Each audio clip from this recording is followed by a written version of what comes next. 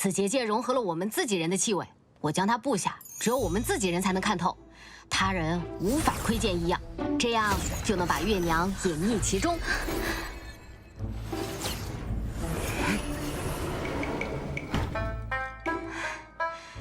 我的技法终于派上用场了，小鱼，除了我们自己人，五金人无人能发现月娘躲在里面。最危险的地方就是最安全的地方，你还可以顺道给月娘熬煮汤药，让她尽快恢复神志清醒，与姐姐相认。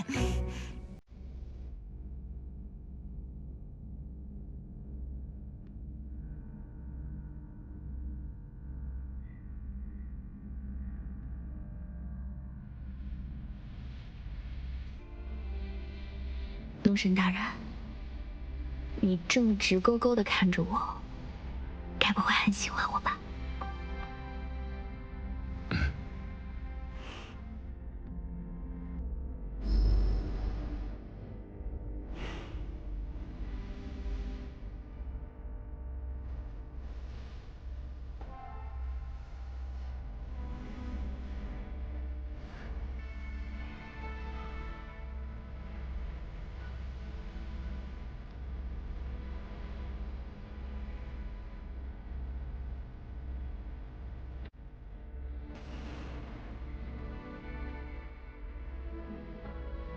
你知道你在干什么吗？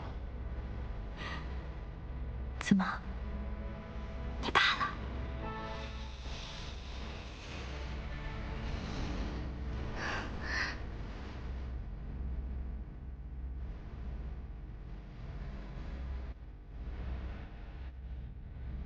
触摸上，我好像回到了雪地那天，与你初相见。你向龙神诚挚的祷告，才把我带来你面前。你是龙，你是圣地的龙族，高高在上的龙神大人，却总救我于危难之中。只有龙神的妻子，才能看到他真正的样子。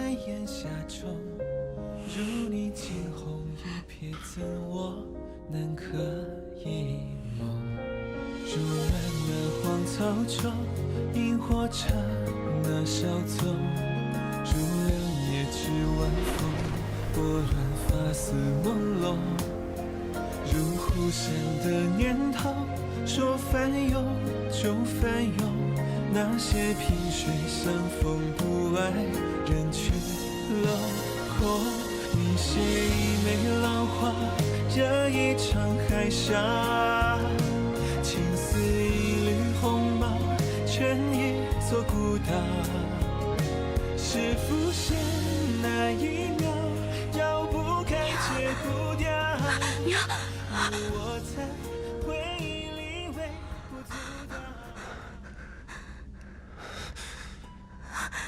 芷龙，是梦魇，你娘已经被我们救出来了。我当了这么多年没有娘的废物，终于找回我娘了。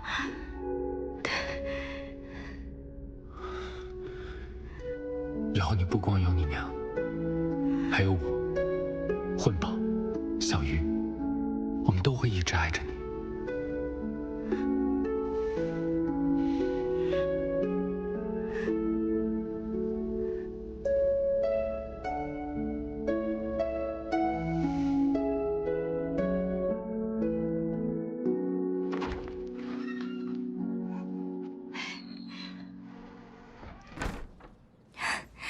五京城的人找了我好几次都没发现我，怎么样，姐姐，我是不是很厉害？你蜕下来的皮都能当隐形斗篷这样的神器，你再没点自保能力，太过分了吧？哦，干嘛？姐姐，你身上怎么会有少主的气息啊？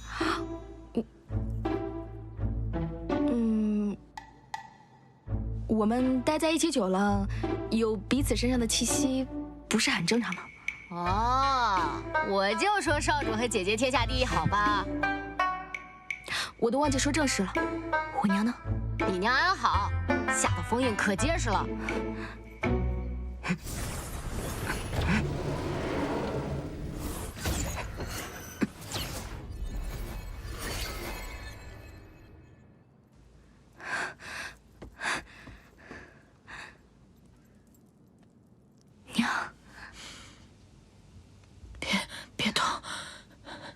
别动冯家庄。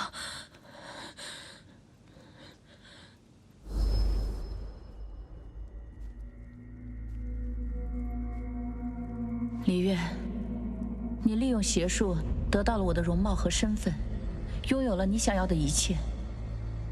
现在你还想要什么？我的儿子身为少城主，却目不能视。我的容貌渐渐恢复往昔的丑陋。我不是五经圣女血脉的事情，终将会被人发现。血脉这种事，只能重新投胎了。毕竟你抢走的是本不属于你的东西。是啊，但我听说你回到五京城之前，曾留在凤家庄一段日子。你就不想你的女儿回到五京城吗？毕竟是五京圣女的血脉，日后是要嫁给龙族，成为龙后的。李月，你，所以你是想让你的女儿死，让整个凤家庄的人陪葬，还是满足我的要求？你到底想要什么？我要让我的儿子重见光明，我要青春永驻。我要让所有的人都相信我才是五京圣女的血脉。那我的女儿呢？我会带她回到五京城，给她郡主的身份，让她成为未来的龙后。别动我女儿！别动我女儿！娘，不怕不怕，别动我女儿！不怕娘，我已经将你从地牢里救出来了，以后不再受苦了，没事了。没事了，凤家庄，凤家庄，凤家庄会保护我的孩子的，对吗？对，对，是我害了我女儿。不，我女儿一定来五京了，她一定来五京了。不对，不对，不对，她在凤家庄。我女儿，我女儿在哪儿啊？她在哪儿啊？我女儿呢？我就在这儿，娘，我就在你身边。他在凤家庄还是在五京城啊？我就在你面前，娘，不，没事的，娘，我会带你回到凤家庄，一切都会好起来，没事的，我女儿，没事。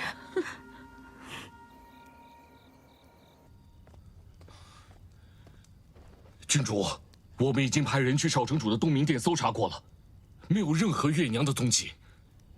月娘一定是被凤芷楼和李艳联手救走的，该找的地方都找过了，他们还能藏到哪里去？该死的凤芷楼，不仅有龙长子的袒护，还偷走了我的血罐，我要如何撑到大婚之日？拜月呢？他一天天都去哪儿了？圣地龙子到，请黎洛郡主速速迎驾。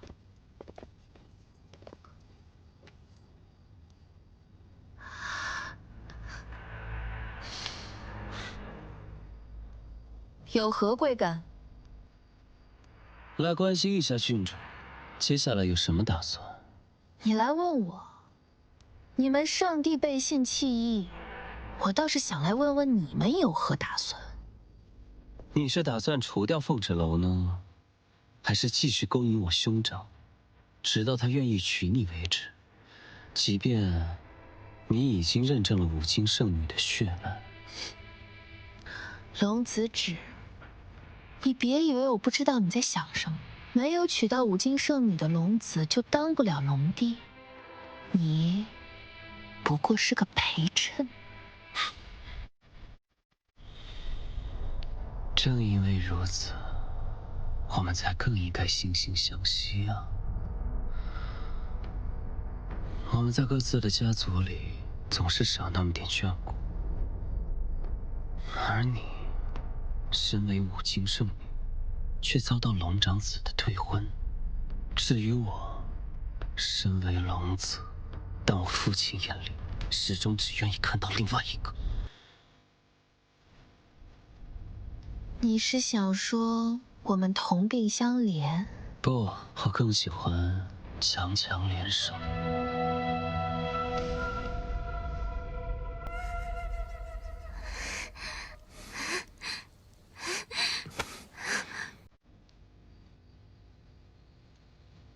比之前好多了，除了看到颜色，还能看到些轮廓。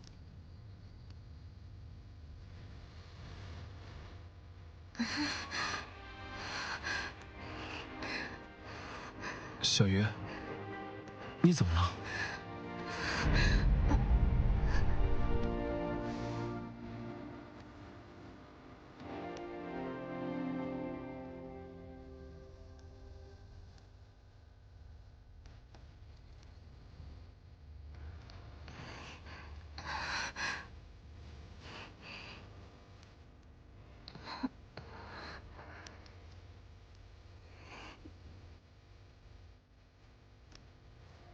楚衣女身上总是混合着私药局各种药材的香气，让人闻起来很安心。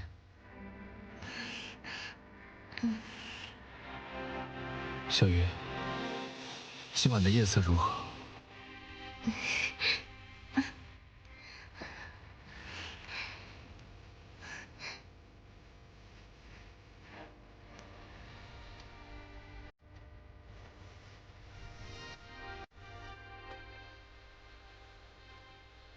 入木浮影寒蝉鸣，最是花月数奇异。莫天月明梦清浅，邀君共赏火流萤。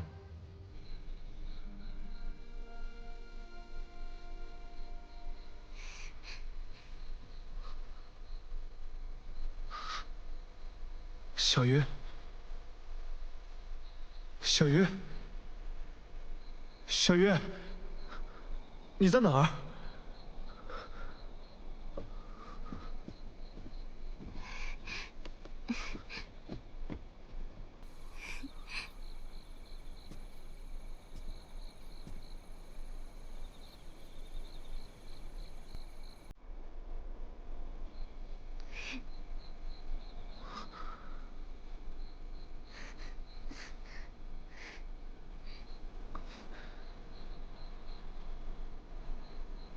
你是说他们同月光一样美？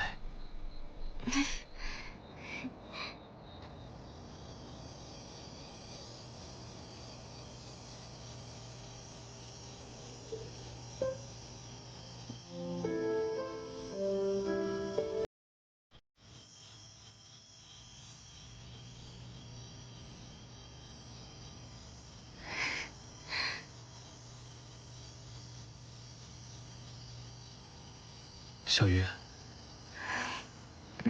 谢谢你。自从知道了我的家人偷走了风儿小姐和月姨的人生，我就害怕见到母亲和妹妹。可她们毕竟是我的知己，我该如何为她们赎罪？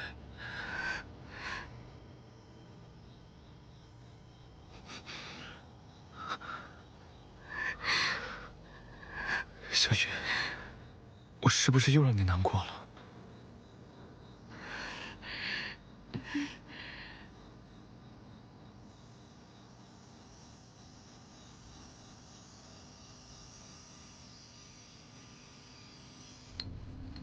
小月，你快看看，这是我今天在送来的药材里面发现的。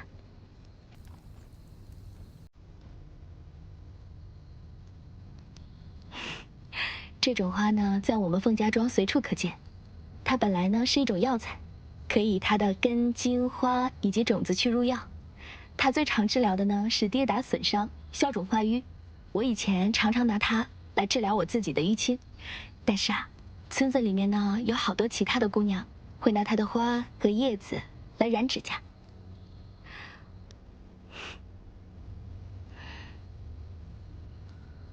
我以前常常在想，如果我也可以有一个好姐妹的话，就可以像村子里的其他女孩们一样，一边互相染着指甲，一边聊着最开心的事情，等指甲变红变漂亮。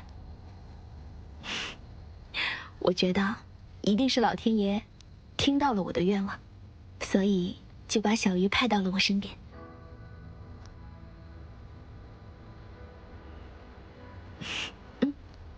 等着，我现在给你做。这个是什么？饲药局又给你安排新的事情了吗？我也可以帮你分担一点的。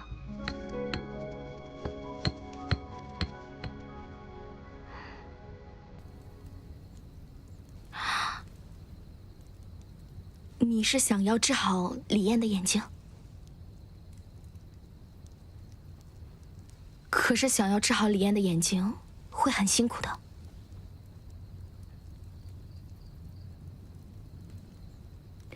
只要小鱼想做的，我一定帮你，就像你帮我一样。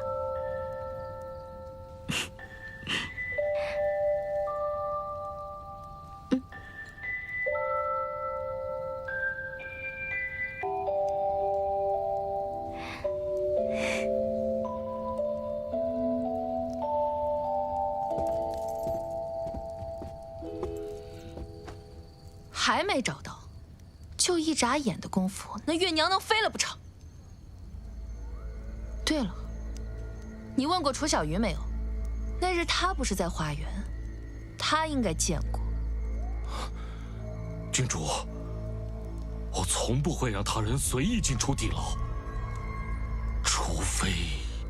是啊，怎么好巧不巧，就是那个贱丫头在运送尸体？好你个死小鱼，把她给我叫来。是。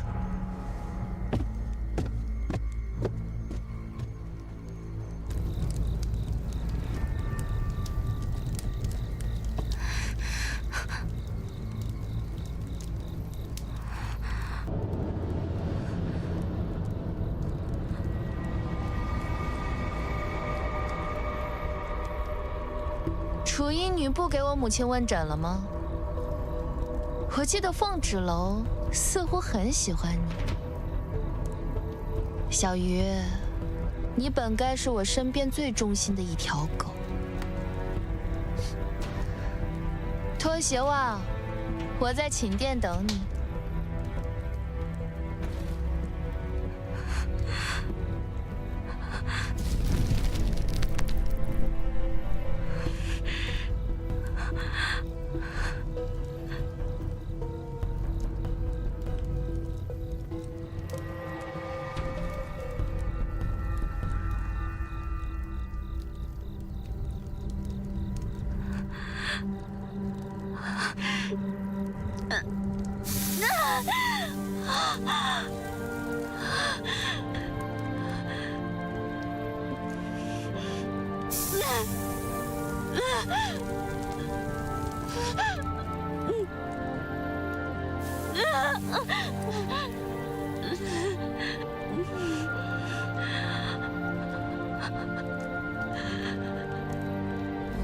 只要小鱼想做的事情，姐姐都会帮你，就像你帮我一样。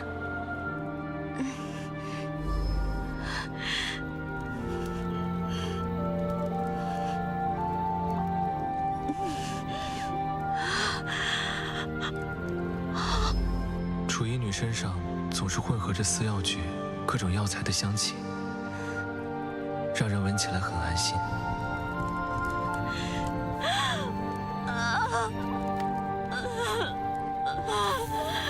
小鱼儿，将来的日子会很苦，甚至不幸。但是，你要记住，你是医者，不仅能治好别人的病，也能治好自己。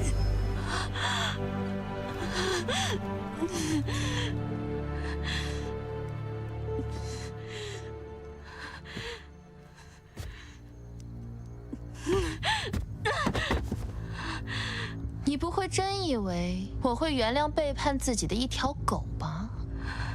一个小哑巴也妄图得到不属于自己的东西，竟敢背着我勾结凤芷楼，难怪人家说会咬人的狗不叫。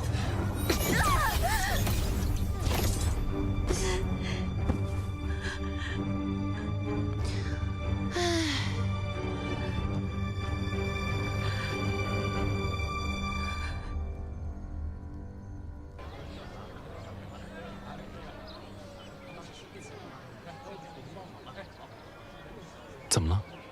不知道为什么，从昨天晚上开始，我心里就惴惴不安的难受。小鱼被叫到了长生殿，怎么到现在还不回来？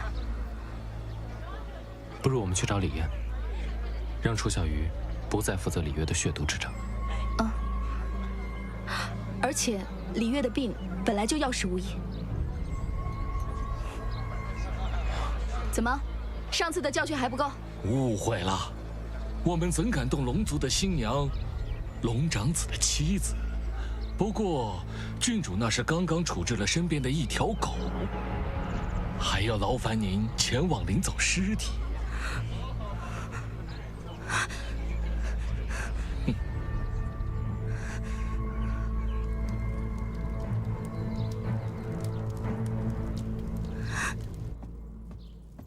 呀，来啦，快请进，顺便把你的狗东西带走。脏东西，碍眼。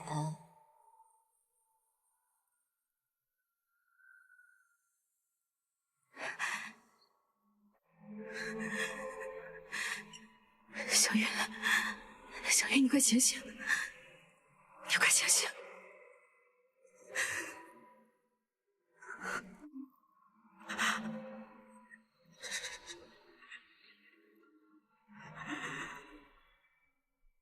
生气了？不会吧？你不会是想杀了我，给这个小哑巴报仇吧？怎么办呢？我可是五京城的郡主，是五京圣女血脉，你敢杀我吗？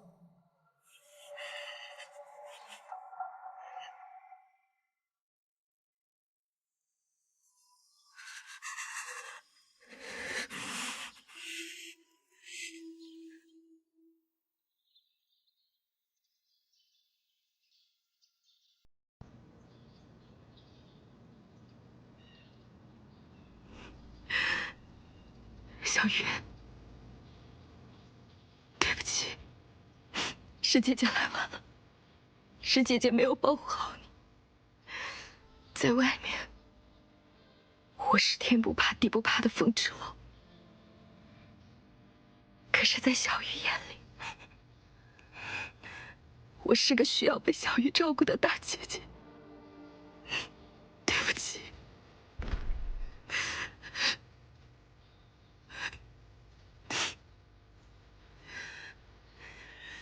这是怎么了？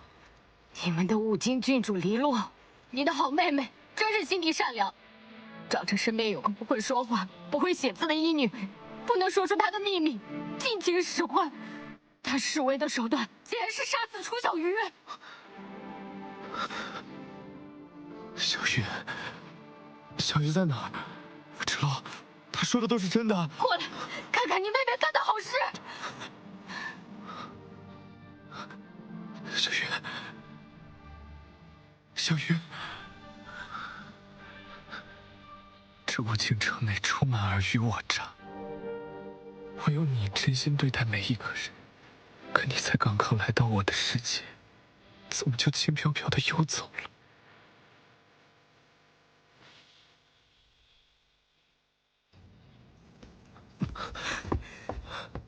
邵城主，不用在这里假惺惺了。你真的关心小鱼吗？你真的心疼她吗？你在乎的只是小鱼今天为什么没有去给你看眼睛吧？你走吧。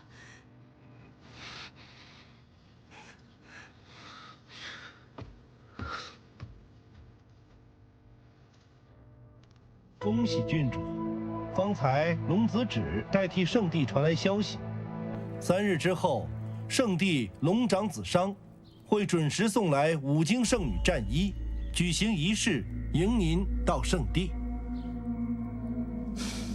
凤芷楼不死，你让我怎么安心？让龙长子记挂着凤芷楼再娶我吗？更何况你我都知道圣女血脉之事。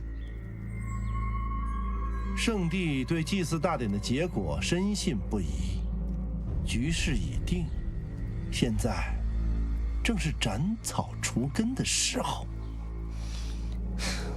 该死，这龙长子日日夜夜守在凤芷楼身边，我怎么处？黎洛，邵城主，为什么要杀楚小鱼？死了一个楚小鱼，也值得你兴师动众的来问我。你到底是有多狠的心，才能将人民说得如此风轻云淡，如同草芥？你高尚，你优雅，李艳，你说我狠心，你和凤芷楼劫走月娘，不但会害死我和母亲，甚至会害死整个五京城的无辜百姓。到底谁狠心？这是何意？你知不知道，母亲为了让你重见光明，怕你心中有愧，她承担起了所有的责任。为了让你成为人们口中的谦谦君子，成为人们口中的贤德少城主，但你回馈给我们什么？你想毁掉我的前程，想毁掉我们所做的一切。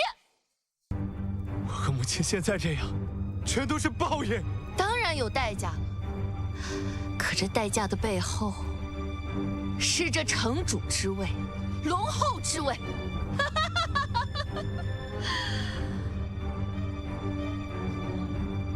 我的哥哥，你们竟如此丧心病狂！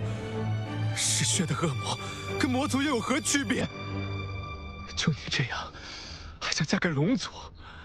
小玉每天看着你们的肮脏行径，却一句话都说不出来，无人能倾诉，无处能伸冤。小玉是多么痛苦！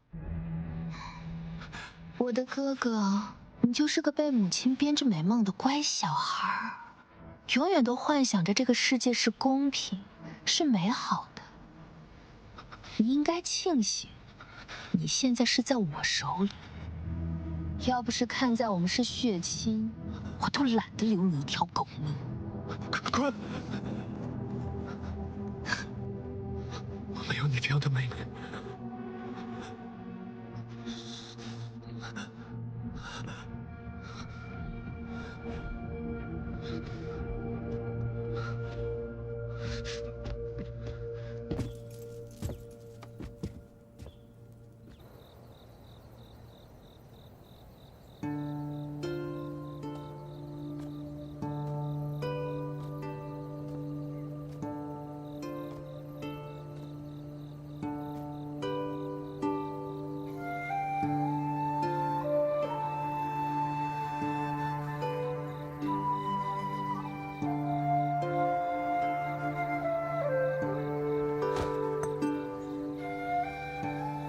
小云，听说在五京死去的孩子，魂魄会化作萤火，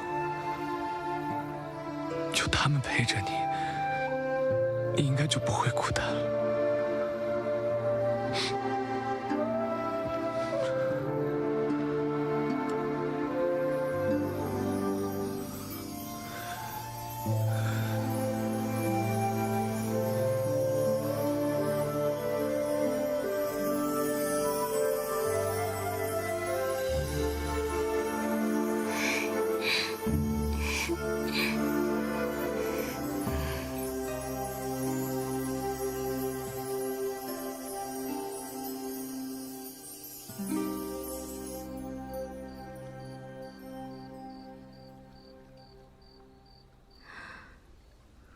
想小云了。我想起我在凤家庄，也总是会被欺负。可是我有我爹暗中保护我，有我二叔默默的支持我。可是小雨呢？死药局的医官们，李月、黎洛，还有这五京城所谓的大人们，肆意欺辱他。他早已遍体鳞伤，却还要善良的为他们治病疗伤，努力的活下去。就这样一条小鱼，却没有一方池塘可以容得下他。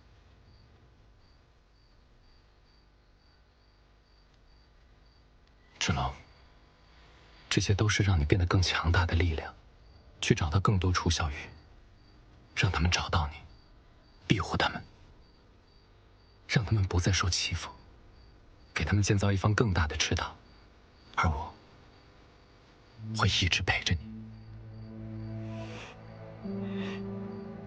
这次聂荣芷从圣地来到五京城，宣布我要继续和黎洛联姻，我必须得回去处理这件事情。迷雾之前，不必过多解释。我会在这里一直等你回来。在武京城保护好自己，等我回来。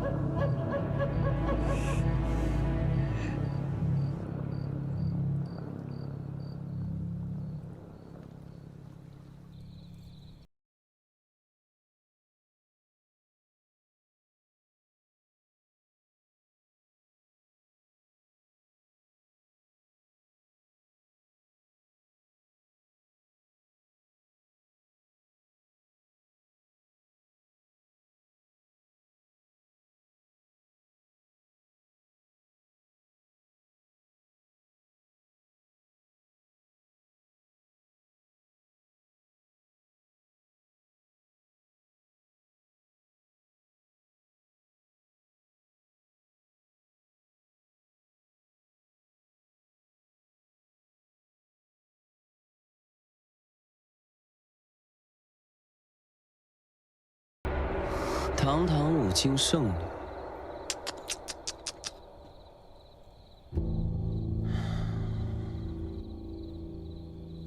你这衣服太素，太寡淡，像是吊丧。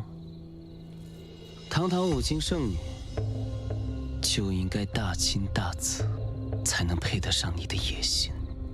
你已替圣地传达完消息，还不快滚！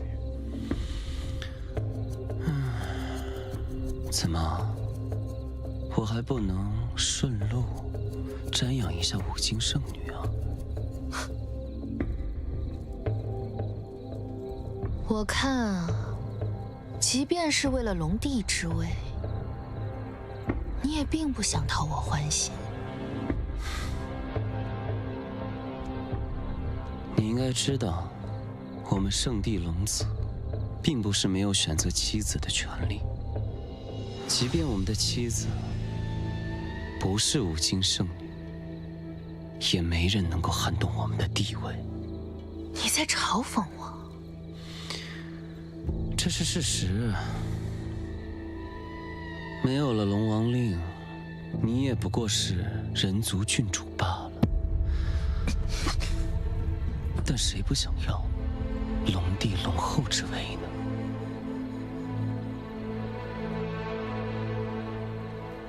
好啊，反正我要杀了凤芷楼，你也想取代龙长子，让楚墨商不要接近凤芷楼，我就考虑你的提议。总算说了一个不错的提议。我只相信，战到最后的才是赢家，过程不重要，但我必须是龙后。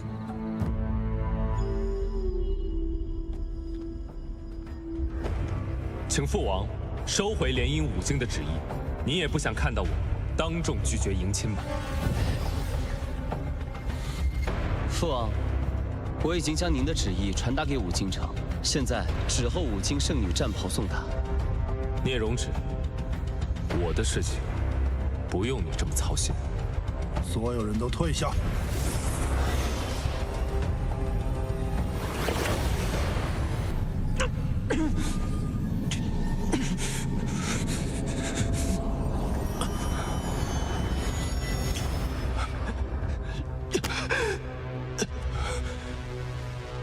父王，您强行夺回龙珠，是要取我性命吗？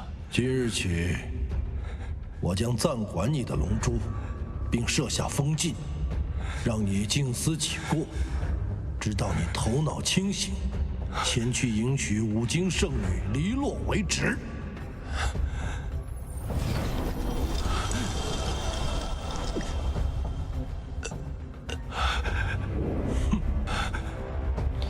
兄长，为了凤芷楼放弃龙帝之位，真的值吗？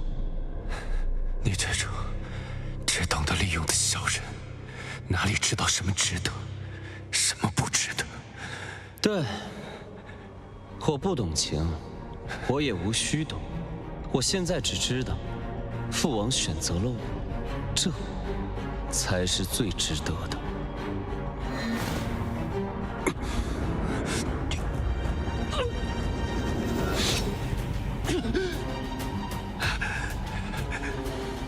小到大，父王怎么偏袒你，怎么忽略你，都像活生生的生把我龙鳞一般。这种痛苦，你感同身受吗？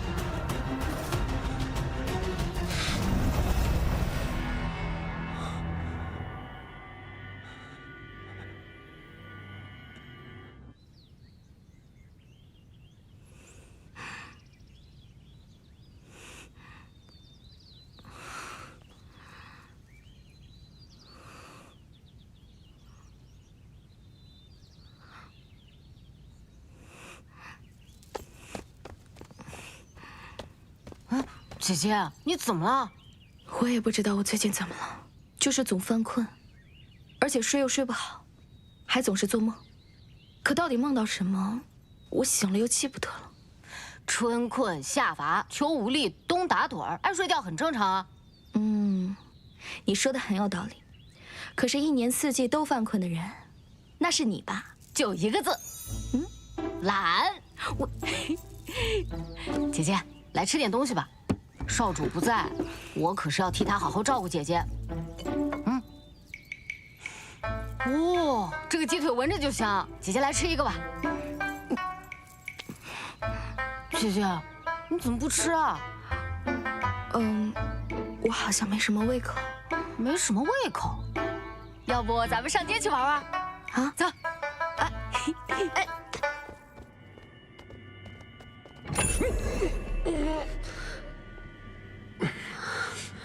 我家少主哪受过这种苦啊！我得想办法救他。救少主，就凭你，拿什么救他？拿你勇气可嘉吗？那怎么办？没用的，这是父王设下的禁制，你们解不开。少主，你受苦了。你们来的正好，我有事情交给你们。少主，你放心啊，我就算拼了我这条老命，也一定把你救出来。去五京，找芷楼，我怕聂荣芷找他麻烦，帮我照顾好他。少主都什么时候了，你还担心凤儿小姐的安危？我就你话多。少主，您放心，飞远白鹿定不辱使命。走。白鹿，别让芷楼担心了。明白，我们会保密。少主，圣地这里就靠您自己了。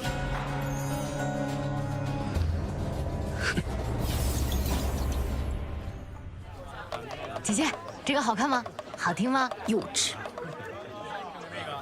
刚刚买的那个糕点可好吃了，是吗，姐姐？那去我家里尝尝啊。好啊。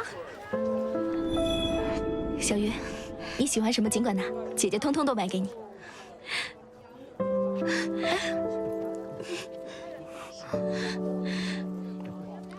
怎么哭了？果然是条小鱼，这么爱哭。你以后要多笑，小鱼笑起来最好看了。混宝笑起来也很好看啊。姐姐，我们去听书吧，去听有意思的故事，去放松放松。好，走，那。今天咱们说的是妖兽传奇。好，妖兽我爱听，姐姐快听。这人和人成亲，生出来的是人。人若和妖兽成亲，有了夫妻之实，那生出来的不一定是什么了。话说，这妖兽蛮夷换成人形，成了一个翩翩美少年，行走于田间，与村姑小云是一见钟情，两见倾心，三见定终身。小云回到家呀，跟他家里人说，他要和这个易公子成亲。家人一看，哎，这翩翩美少年是彬彬有礼，谈吐不凡，于是欣然同意。两人新婚云雨之后啊，小云便有了身孕。那怀孕生出来的孩子是人还是妖兽啊？这小云怀孕，自然和人族孕妇反应不一样。怎么不一样？人族孕妇她的反应是恶心、呕吐、嗜酸。小云的小腹啊，它是一直跳动，砰砰砰砰砰砰砰，好像里边有什么在起舞。起舞？因为这妖兽怀胎，它是诞生、孵化。这么回事啊？姐姐，你怎么了？与我们大不相同。下次告诉我生下来是什么啊？哎，好。没有我们，坤宝也可以将凤儿小姐照顾得很好。有了这个妖胎，整日呢是不舒服。说的挺好的。跳啊！这没过几日，凤纸楼呢？老云及家人瞧出了这个端倪。这与平日你们两个来长界做什么？那个，你说。长老，你们两个不在圣地待着，来长界做什么？活血混的好。我们来抓你们回圣地。走。哎，听见没？抓我们回圣。哎，不行啊！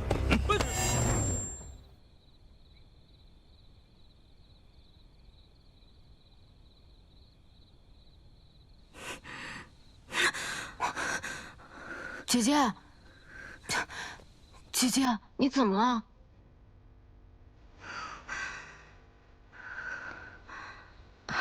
姐姐，你是不是又梦魇了？姐姐，你肚子……我去看。姐姐，我想起来了，你这症状跟说的一模一样，你怀孕了。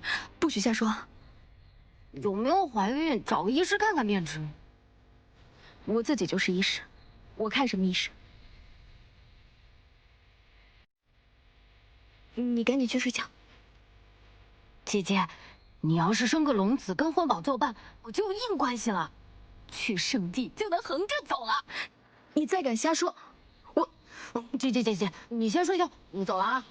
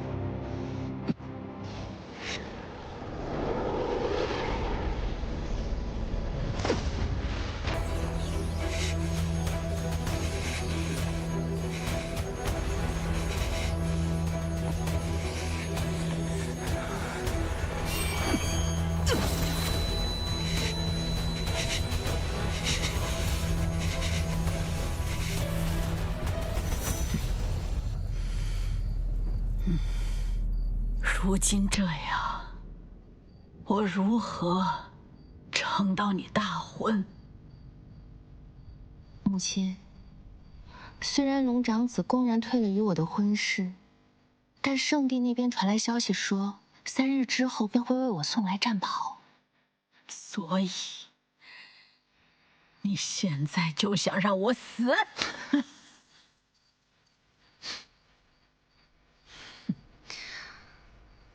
母亲，我当然不会把事做得太绝，毕竟现在整个五京城，没有一个人拿得出手可以为我送嫁。想维持你的身体，抓到月娘或者凤纸楼才是最好的办法。你哥哥呢？他不愿送你出嫁？我哥，他还活着，但应该和死了没什么区别。他已经知道我们对月娘和凤纸楼所做的一切，现在对我们是恨得很。他不在我的迎亲大典上大义灭亲，我就谢天谢地了。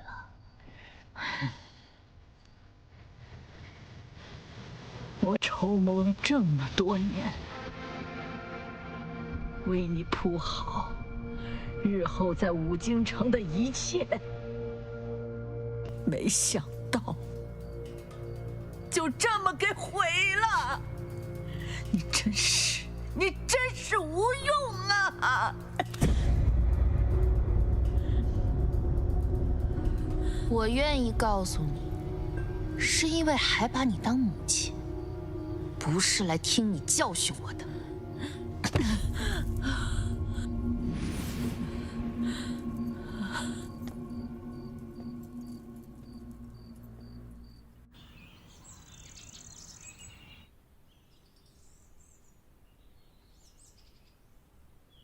你怀孕了。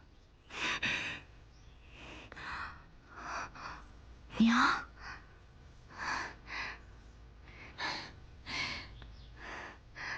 我那个时候怀孕啊，也是你这样。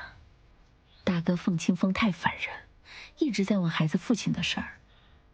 长老也是絮絮叨叨的老古董，还是二哥好，天天给我开补药。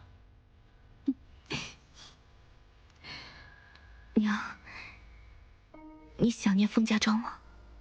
当然啦，武京这么多地方，最喜欢的就是凤家庄。可能是因为上古的武京圣女就是出生在凤家庄的缘故吧。或许吧，又或许是昨夜梦到了大哥凤清风，他跟我说我该醒了。娘，其实我有好多话想要问你。你当初为什么会一个人来到武京城？为什么会把我一个人抛在凤家庄？我到底是谁？武京圣女到底又意味着什么？孩子的父亲怎么样？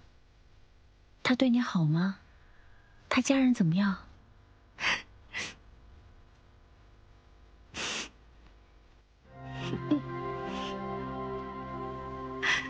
好，娘，他是一个很好的人。他是一个表面上看上去凶巴巴、很冷漠的人，可其实他心底里特别的善良，特别锄强扶弱。他把我一个人人喊打的废物，帮助我成为一个真正的强者。他总是会默默守护我的尊严，任何时候都会站在我身边。傻孩子，好，听上去他真不错。他在哪儿啊？他现在有很重要的事情要去做，但是我相信他一直挂念着我们。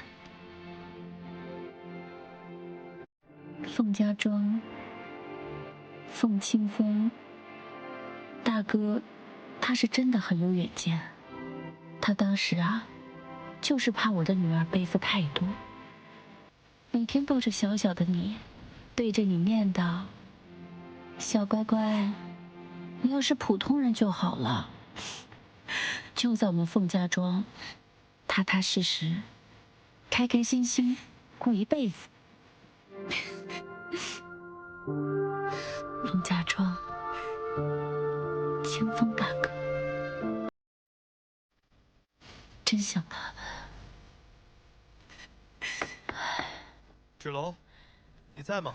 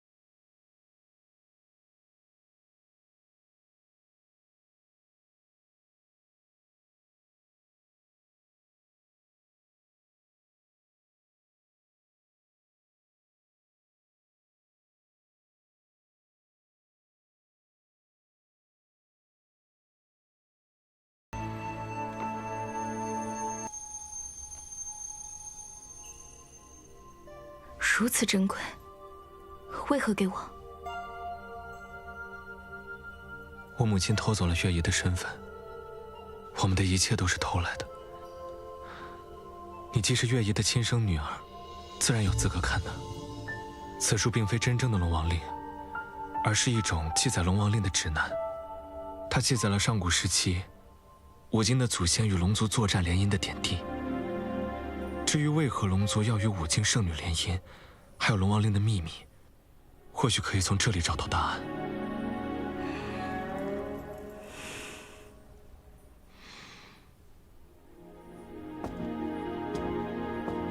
风雨雷电，万物之主，如鱼水中游弋，似鸟天空飞翔，人一样在陆地行走。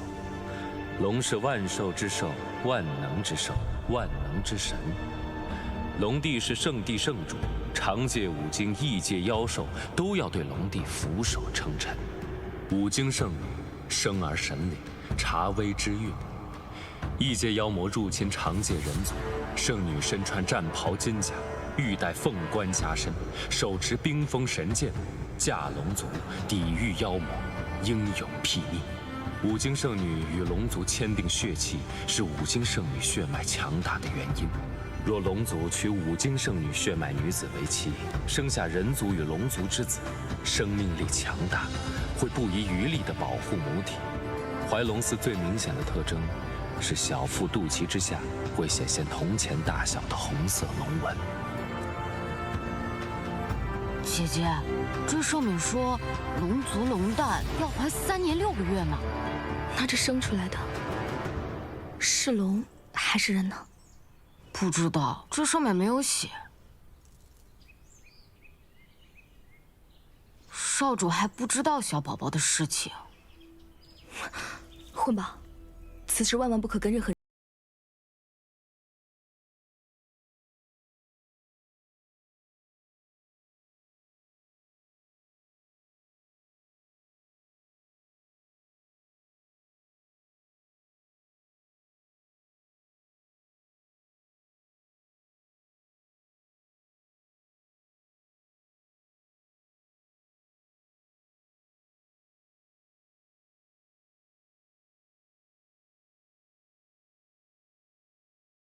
看着都着急。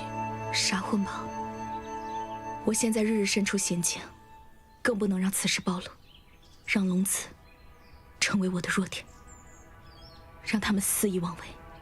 是我考虑的不仔细。其实，在我见到母亲的那一刻，我就已经知道自己是五经圣女。可是人们常常说，五经圣女与龙族联姻，圣地崩开的结界就可以恢复。可是为何我与楚墨商早是心意相通的夫妻，圣地的结界却依然在崩坏？这本书上记载的东西是假的？也许还有其他的含义。我们得去找少城主，商议其中内容。现在我与我娘已经相认，我们得赶紧帮我娘带出五京城，不被黎洛和李月发现。好。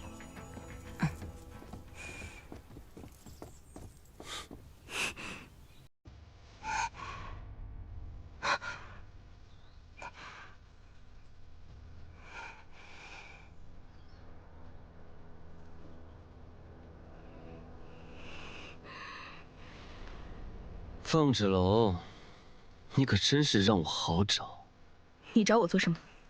风儿小姐，对我们龙族这么感兴趣，为什么不来问我？看这本破书有什么用？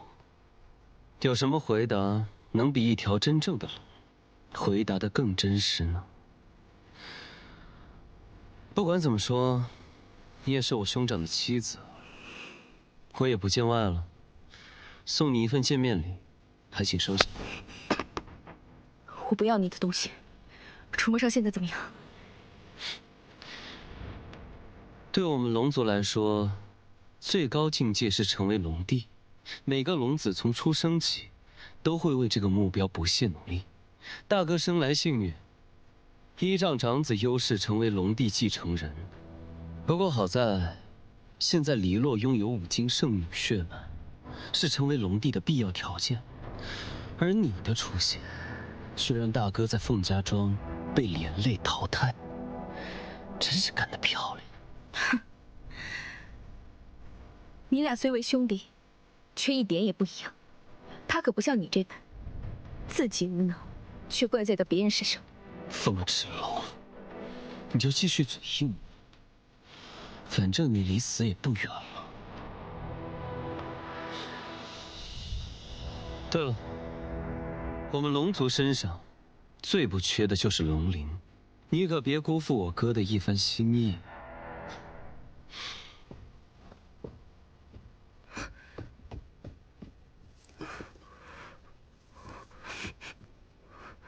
姐姐，这上面有烧煮的味道，这是烧煮的龙鳞。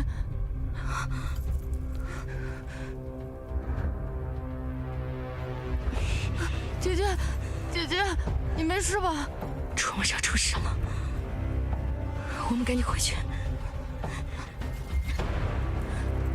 混宝，遇到危险，你知道该怎么办吗？当然保护姐姐。听姐姐的话，拿着这个去找李岩，他可以保护好你，也可以保护好我娘在五京城的安危。姐姐，那你怎么办？姐姐有可以保护好自己的能力，但是如果带上你，他们一定会拿你来要挟我。你，还有我娘，对我来说都是最重要的家人。风之楼，姐姐，快走！真是冤家路窄，这一次，你又想逃去哪儿？让开！你吃的教训还不够多吗？没有龙长子在你身边，你算是个什么玩意儿？敢跟我大声叫嚷！我肯定不能算玩意儿，但你肯定不是个东西。今日，就是你在这五京城的死期！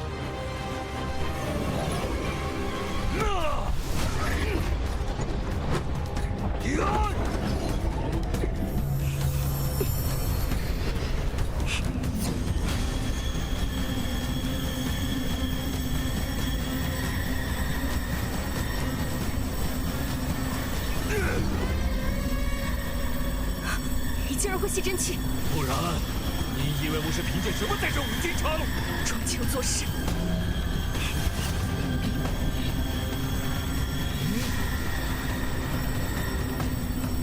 看你还能抵抗多久！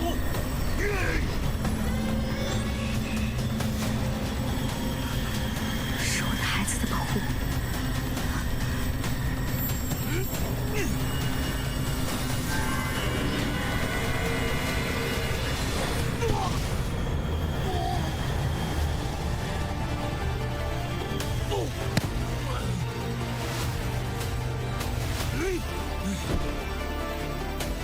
怎么会有火风之火？这世上只有战神体质才配有火风之火。谁说我不是战神体质？